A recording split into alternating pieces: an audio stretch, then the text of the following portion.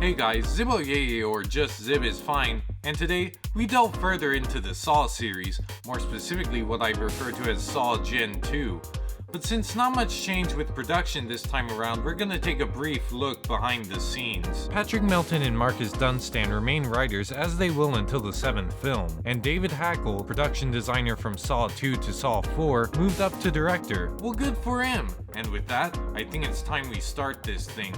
Let's see if we can survive Saw 5. So the movie opens with, do I even have to say it at this point? Despite resembling your average affair, the man dies after abiding to Jigsaw's request. It provokes you to ask questions. Was it a mistake? An Amanda game? This to me is very Saw. So I gotta commend this opening kill for breaking the status quo. We're reminded of the best part of the last movie. Nice cropping, by the way. Couldn't have just zoomed it in a bit more? One thing you notice about the direction of this movie is it often emphasizes the edges and angular nature of the set pieces, possibly due to Hackle's appreciation for such objects having designed them in the past. Visually, many of the shots are appealing, but sometimes it can take away too much focus from the human characters. Wow, she aged 2 years in there. It's like they realized Jigsaw saying, if you want to get her back, you'll have to play a game. While also expecting Strom to kill who was supposed to save her meant Jigsaw doomed her to death, so they just wrote in, Hoffman saves her. John didn't do something unnecessarily punishing at all. Why am I here? John left something for you. He said not to open it until the next film, even though it can be introduced and concluded in a single story. Tricks the audience into thinking it's a bigger plotline than it really is. On the topic of Jill, she's only in 2 scenes of the movie. For a prominent character in the last movie and an important character in the grand scheme of Saw Gen 2, her role is so minute that it's barely more than a reminder that she exists. I'd like to be the first to say that the Jigsaw murders are over. They are? What happened to the tape that specifically said, My work will continue. The games have just begun. Did the guy doing the autopsy just toss it in the trash like, who cares about that? Jigsaw's dead, let's party! Throughout this ordeal, if we've learned anything, it's that life should be cherished. And that I'm Jigsaw. I mean, enjoy the punch, it's John's recipe. I mean, I gotta put people in the game, I gotta watch the football game.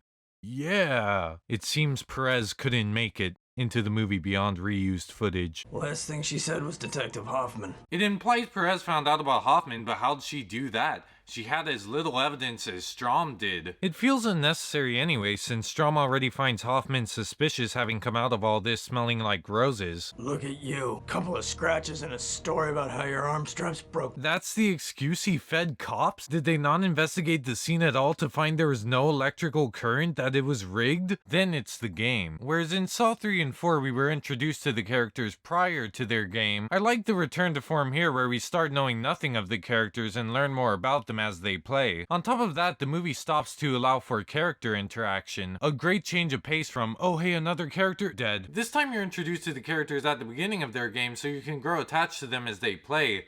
But despite the time allotted for such a purpose, the movie fails to do so due to the fact that the characters are so flat. It's like investing yourself in an internet critic's storyline. You have Jerkface, dead meat extraordinaire, a poor man's Adam who has a similar average Joe vibe but lacks the wit, and the rest which, honestly, are so bland I can barely say a thing about them. How do you know her? Answer me! With the first death over, we cut to Strom collecting evidence to convict Hoffman. This is the guy that murdered your sister? You killed him. Made it look like a jigsaw trap. Honestly, this is a decent, creative payoff. We never get a flashback of Hoffman and his sister, though. Her existence is mainly to set Hoffman's transformation into motion, but some flashbacks would have helped hide that as well as deepen his character. Although we do get his backstory. What floor are you going to? Phew, good thing no one else got in this elevator, huh? My plans go perfectly. This movie tries to commentate on the justice system. A technicality gave you freedom. He was sentenced to 25 years, reduced to 5 on a technicality. 67.5% of criminals back in prison within 3 years. Corrupt legal system that puts murderers back on the streets. This technicality is never specified, and after the opening kill, we never see a character come into contact with the justice system. This commentary just feels half-baked. One thing I give this flashback though is that it explains why Hoffman became Jigsaw, and establishes their bond over losing a loved one, but it lacks the emotional depth and impact John and Amanda's relationship had, and fails to convince you why he continues to be Jigsaw. Back to the game, they try to develop the mystery of their past at the beginning of each challenge. Although we still have segmentation, I like gradually learning more and more about the characters' pasts, but it falls short due to it being presented only in dialogue. This is almost as drab as they are. Where we should be getting flashbacks experiencing these events, the film just gives us lip service. Married? Kids? No, and no. You're not gonna tell them about Daddy? I like the concept of this character exposing the others, but he gets dirt on everyone, only making people want to turn on him. He could have been an interesting in-game baddie, but as is, his death is quick and unrewarding. We flash back to, is that? It's him! Pepsi! Have a Pepsi. Pepsi for TV game.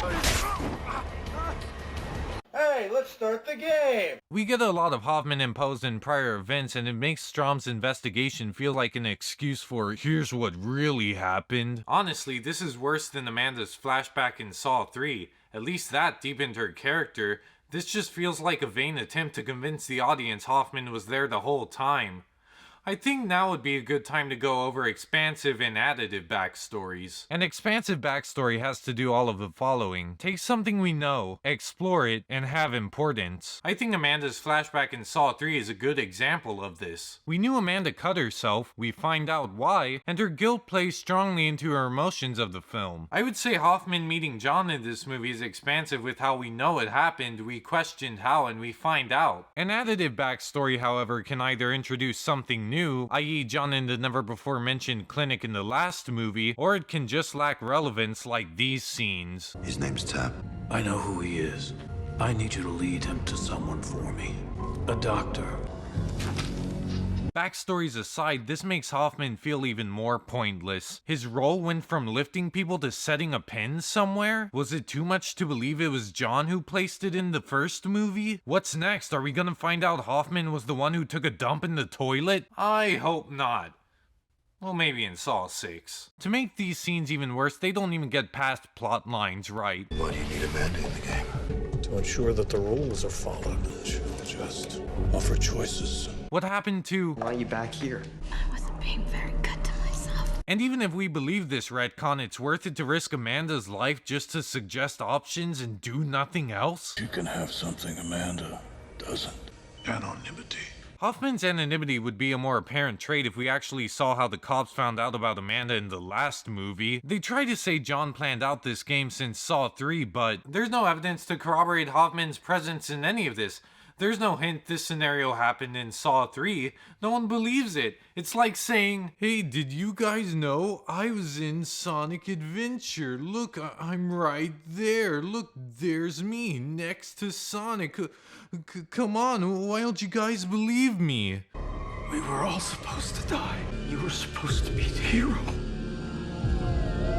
We never see Hoffman relish in the attention or show much of an ego. It would have been more appropriate if Hoffman were killing the cops to muddy his trail. Back to the game where the suspense has dropped. After you see the last guy die, you know someone's going to die this time too. The lack of options in the game lessened the suspense as well. In the first movie, Lawrence could have sawed off his leg to get the gun, poisoned a cigarette, or cheat the game. It made the viewer question what will it be and holds them in suspense. But in this movie, playing is the only option presented. After the chit-chat, the movie just goes on autopilot. After that, it's the big reveal. A dealer gave me an ounce of heroin to burn down an abandoned building. There was 8 people in there, 8 people. Fire to connect us. We killed 8 people. But without any flashbacks or effect their past had on the other side of the story, the twist's impact is about as weak as the exposition it's built on. The bigger twist is around the game itself. We were supposed to hold 1 cable each and suffer a small shock. It was meant for 5 people. They all were every game. We were supposed to work together. This is a nice twist and plot device. Unlike in Saw 4 and Jeff's plot, the games here are more than just a method to kill the characters. They were designed specifically around this plot point, and their suffering more for every person they kill fits in line with Jigsaw's beliefs, something I can't even say about the first movie's setup. But does that mean I love it?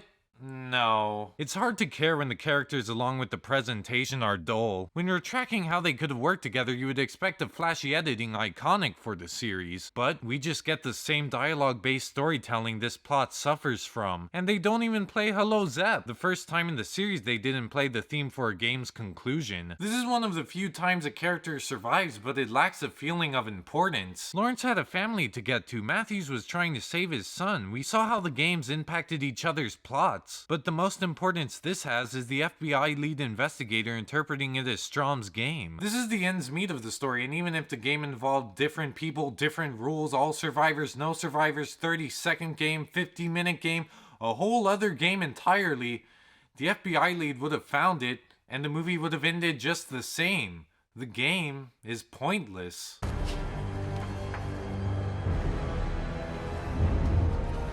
The photo in the folder is clever foreshadowing for the next movie where Hoffman doesn't make him play a game or kidnap him at all.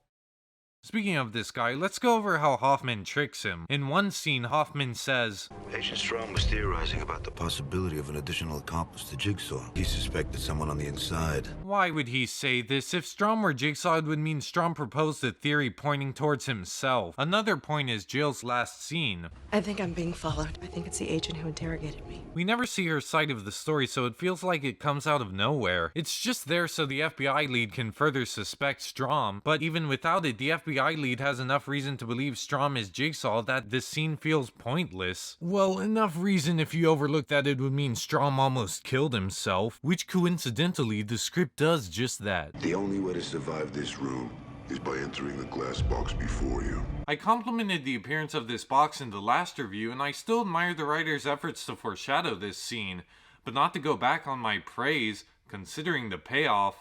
I think it would have been better if they hadn't. Hoffman made the tape. If I can suspend my disbelief Hoffman built the pendulum trap all on his own, I can believe he built this, and it fits with his contingency plan for Strom's survival. So it seems like a Hoffman trap, but then why say John made it? I guess there's a positive note to this conclusion. The plan is creative and clever. You realize Strom's going to be the fall guy a few minutes before it happens, but it's clever that with his death, the cops will continue to think Jigsaw is Strom still on the run. Well, that was Saw 5. What do I think of it? I give it its due praise here and there, but there's both more and less to it than that. For one, is the V for vague? From the technicality to dialogue only pass, there weren't a lot of details. It felt like a first draft. And the game, the base plot device for the whole series, lacks relevance. I guess I'll end this with a question. Do I prefer Saw 4 or Saw 5? Saw 4 does almost everything wrong. It made me feel angry. Saw 5 does more right, but leaves a lesser impression. It made me feel bored. I prefer Saw 5 because its structure is more fitting to the series' origin while still maintaining the gore Saw 4 used as an appeal. It meets the fans in the middle, but it's just middle of the road. The story isn't phenomenal, the gore isn't absurd, so who won? Is there destined to be a losing fan? Personally, I think not. I think Saw can have a great story while still having gore to give the movie some teeth, but Saw 5 isn't that compromise. Will Saw 6 be? Will it go more for a story or gory? Find out next time when I look at Saw 6. Zibbo bye bye.